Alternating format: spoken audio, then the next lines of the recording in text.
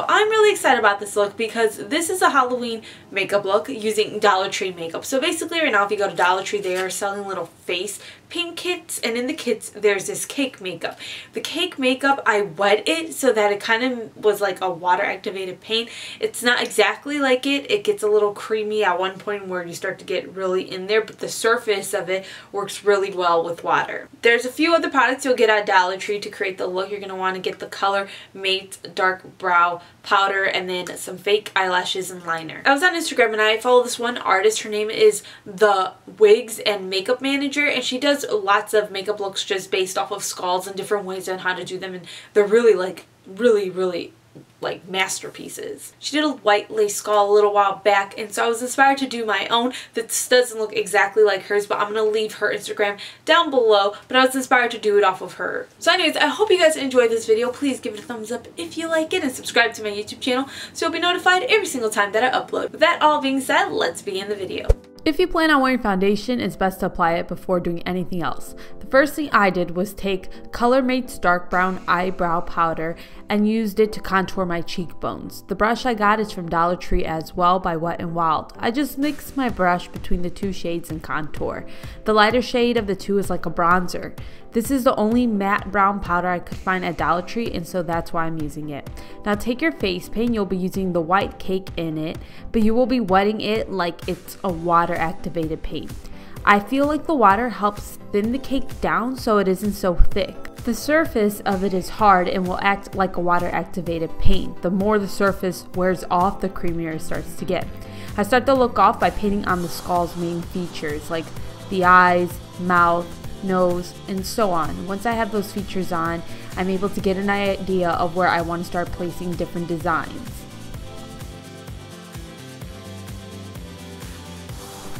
Now I start to paint the main designs on that will eventually be painted in fully white. So when you're looking at lace and there's like those designs like flower lace and there's the flower design in there, that's basically what I'm trying to mimic, but I'm not necessarily making flowers. I did like some weird foliage designs, and I don't know, it was just a combination of 3 different skull images from Google Images, and I'll link them all down below. I didn't know what direction I wanted to go in with the skull, so that's why I didn't paint these designs white right away. I decided it'd be better to have my brows not covered in paint, so I ended up taking a wipe and wiping the paint off near the brow and bringing the circle around my eye so it was higher up above the brow. I just thought it would look a little bit funny if my brows were painted white. It wouldn't look as pretty as it does, I think. The Dollar Tree does carry brushes from Wet n Wild that are pretty good. They don't have a thin eyeliner brush like the one that I'm using, but you can use a paintbrush, and if you can't find a paintbrush that would work for this, you can get the angled eyeliner brush that they have there from Wet n Wild and use that, which it'll work pretty well. It's just that the lines will be a little bit thicker. Then I eventually started to incorporate thread looking pieces in the lace. So the lines that are attaching the main designs into the lace while I was painting on the design, so I could start getting an idea of how many designs I wanted and then how big I wanted the areas with the single threading to be. So it was just a mixture of going back and forth between the two. So back and forth between painting on the main designs and then creating lines that are supposed to look like thread.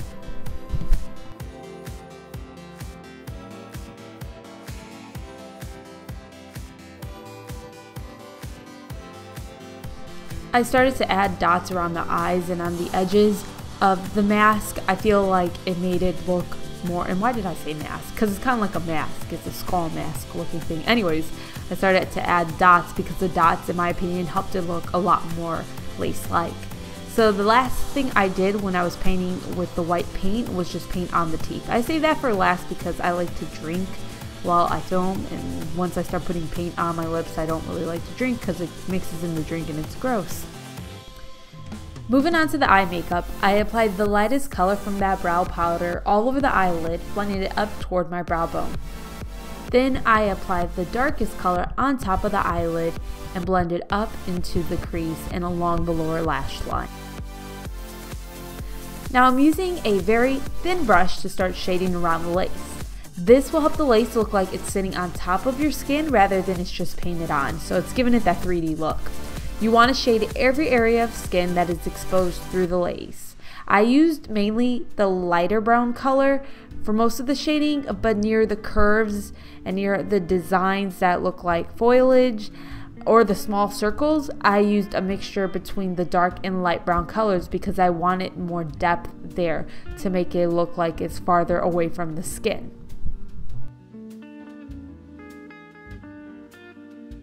Time to start finishing up this look. I'm using LA Colors black liquid liner to line my lash line.